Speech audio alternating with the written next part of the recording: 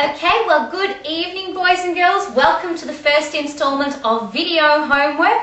This evening we're going to be learning about the different uses of texts. So let's get started.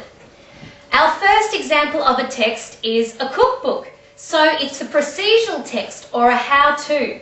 And you don't read it like a normal storybook. You do not go all the way through and read every single page. What you do in a book like this is you find the information that you need. So the first step you might do is go to the contents page, and that tells us the different kinds of food in this book that we can use: breakfast, snacks, salads. Or you might have something specific that you want to cook. You might want to cook vanilla custard, so you'll go to the index. I'll just turn there now. Find V in the alphabet, vanilla custard, page 114. So we look up 114. Under desserts, and we have custard written there. Now you might not have something in mind already. You might not have something specific like vanilla custard ready to go. So you might just think, I'd like to cook a dessert. So rather than the index, where it is very specific in that it gives its names, you'll just go to the contents page. If I can find it,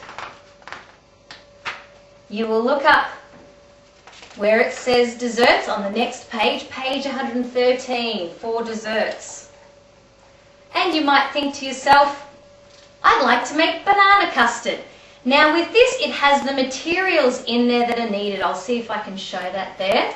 The materials needed to make banana custard are 1/4 cup of sugar, and it has 2 cups of milk, 3 to 4 bananas, a whole lot of different ingredients of food, so they are the materials.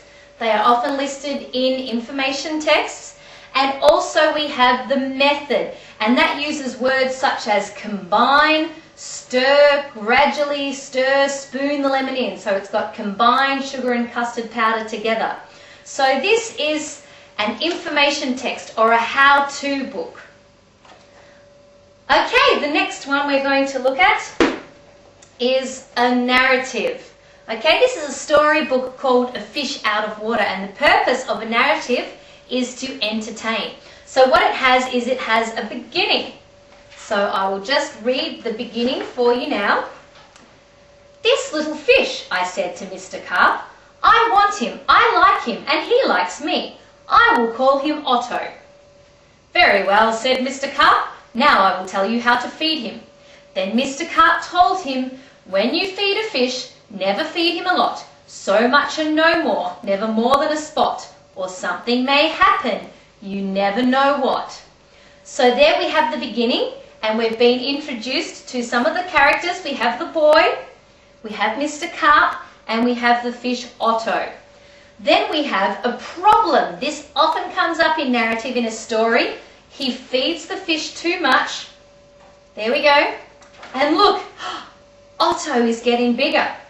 Moving along, and bigger. Look, he's huge on that page there. So then what our main character, the boy, has to do is find a way to solve the problem. So first he phones up a policeman. That doesn't work. Then he calls Mr. Carp to come and rescue him.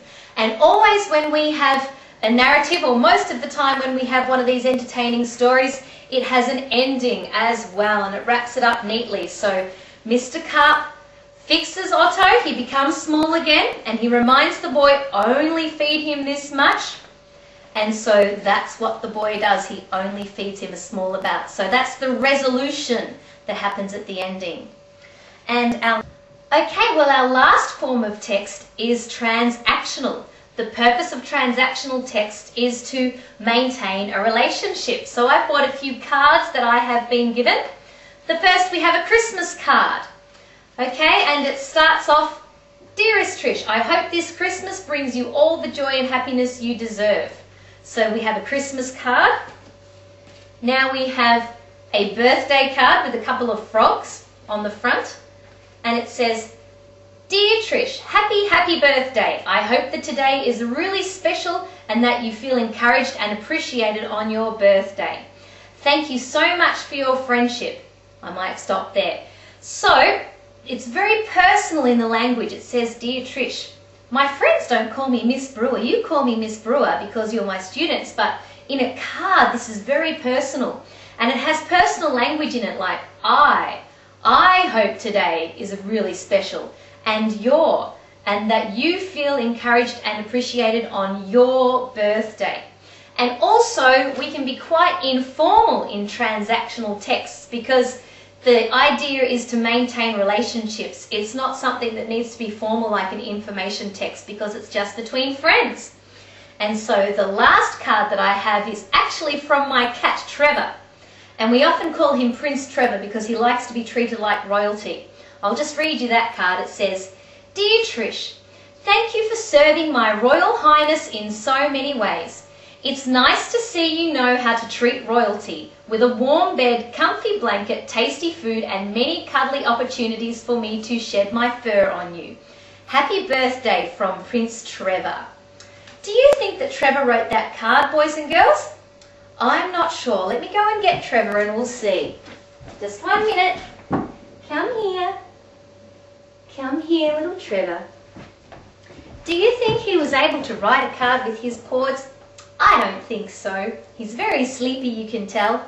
Okay, so for your homework, boys and girls, I would like you to find either a narrative, a story, a procedural text, a how-to book, or a transactional such as a birthday card. All right, everybody, have fun.